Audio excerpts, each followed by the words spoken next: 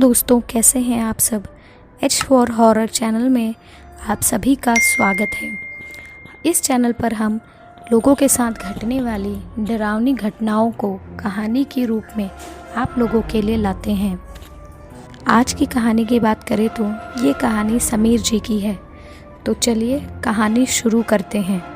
मेरा नाम समीर है। हम 2 भाई बहन हैं। हमारे पापा रेलवे में काम करते थे, इसीलिए हमें रहने के लिए रेलवे क्वार्टर मिले हुए थे। ये क्वार्टर रेलवे स्टेशन के बहुत पास थे और घर के पीछे से कई सी रेलवे लाइंस निकलती थी, जिनसे रात दिन कई ट्रेनें निकलती थी। हमें इन ट्रेनों से होने वाले शोर और हॉर्न की आदत हो गई थी, क्योंकि अगर कोई ट्रेन आपके घर के पास से निकलती है तो उससे बहुत शोर होता है और घर हिल रहा हो ऐसा महसूस होता है। पटरियों के पास घर होने की वजह से आए दिन ट्रेन से होने वाले एक्सीडेंट या लोगों के सुसाइड की न्यूज़ भी बहुत आम बात थी। घर की बात करें तो मेरी दीदी भी जॉब किया करती थी और मैं कॉलेज में था। दीदी और पापा के जाने के बाद मैं कॉलेज जाता था। हम तीनों घर का काम मिलजुल कर करते थे। पापा और दीदी मॉर्निंग का काम कर जाते थे और कॉलेज से लौटने के बाद मैं थोड़ा आराम करके फ्रेंड्स के साथ घूमने जाते और वापस आकर बचा हुआ काम करता था। पापा और दीदी जब भी काम से लौटते वे मुझसे पूछते थे, आज भी उसी रास्ते से आए हो? मैं बोलता था हाँ।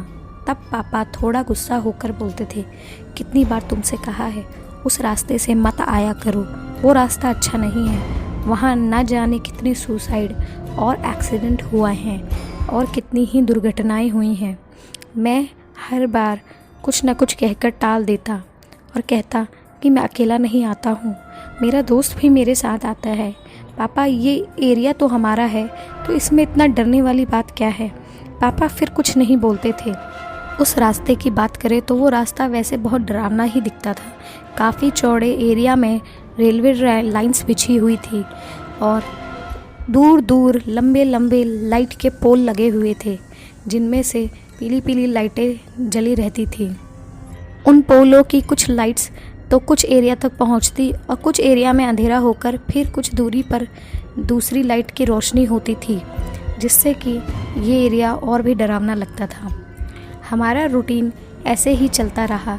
कई दिन बीत गए। एक दिन मेरा फ्रेंड मेरे साथ नहीं आया और मैं उस रास्ते से अकेला ही घर वापस आ रहा था। वापस आते समय मुझे लगा जैसे मेरे पीछे कोई चल रहा हो। मुझे लगा कोई और भी इस रास्ते से आ रहा होगा। मैंने पीछे मुड़कर देखा तो वहाँ कोई भी नहीं था। मुझे लगा मेरा ही वहम होगा। रेलवे ट्रैक्स पे इतने पत्थर होते हैं जिनकी वजह से यह आवाज़ हो रही होगी। मैंने फिर चलना शुरू किया, लेकिन इस बार मुझे साफ साफ सुनाई दिया कि कोई मेरे पीछे चल रहा है। इस बार मैंने पीछे मुड़कर देखा तो मुझे कोई भी दिखाई नहीं दिया। अब मुझे डर लगने लगा और मेरे दिमाग में पापा और दीदी की बातें आने लगी। मैं धीरे धीरे तेज़ चलने लगा और ये आवाज़ भी वैसी ही बढ़ने लगी जैसे मैं चल रहा था। अब मैंने सोचा जैसे ही अगला लाइट का पोल आएगा तो मैं परछाई में देखने की कोशिश करूँगा कि मेरे पीछे कौन आ रहा है, कहीं कोई मेरे साथ कोई मजाक तो नहीं कर रहा है। अब मैं तेज़ी से एक लाइट की पोल की तरफ चलने लगा।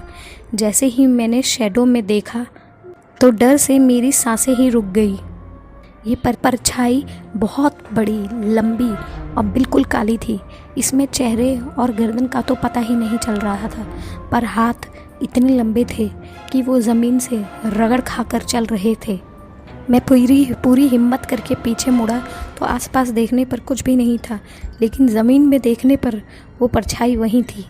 और मैंने एक चीज़ महसूस की कि वो परछाई लाइट की तेज़ रोशनी के अंदर नहीं आ रही थी, दूर से ही खड़ी खड़ी ना जाने मेरी तरफ देख भी रही थी कि नहीं। अब मेरे दिमाग में एक आइडिया आया और मैंने एक लाइट से दूसरे लाइट पोल तक के बीच का सफ़र जल्दी से दौड़कर पूरा करना शुरू कर दिया।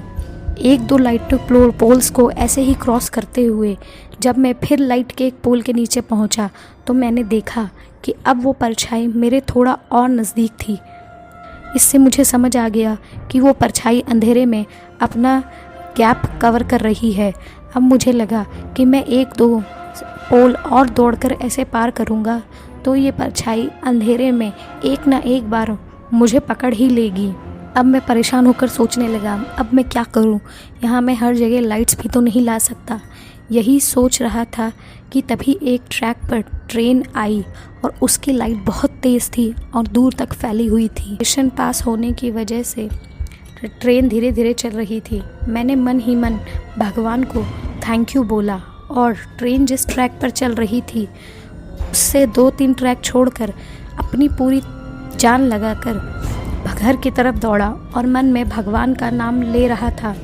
अपने एरिया में पहुंचकर मैंने सांस ली। वहाँ लाइट्स चारों तरफ जल रही थी और लोग इधर उधर जा रहे थे, क्योंकि इस टाइम पे कुछ लोग नौकरी से आ रहे थे और कुछ लोग नौकरी को जा रहे थे, इसलिए वहाँ पर बहुत सी भीड़ थी। मैं घर पहुँचा तो देखा दीदी और पापा घर आ चुके थे, क्योंकि उस परछाई या वो जो भी था उससे बचने के लिए लाइट के नीचे मैं बहुत देर तक खड़ा रह रहा था। मेरी हालत देखकर पापा और दीदी ने मुझसे पूछा क्या हुआ है। मैंने उनको सब कुछ बता दिया और कहा आज के बाद मैं कभी भी उन ट्रैक वाले रास्तों से नहीं आऊँगा। तो फ्रेंड्स, आपको कैसी लगी ये स्टोरी प्लीज़ कमेंट में बताइएगा और हमारे चैनल को लाइक शेयर सब्सक्राइब कीजिए और बेल नोटिफिकेशंस प्रेस कीजिए ताकि आने वाली नई कहानियों की नोटिफिकेशन आपको सबसे पहले और जल्दी मिले। Thank you.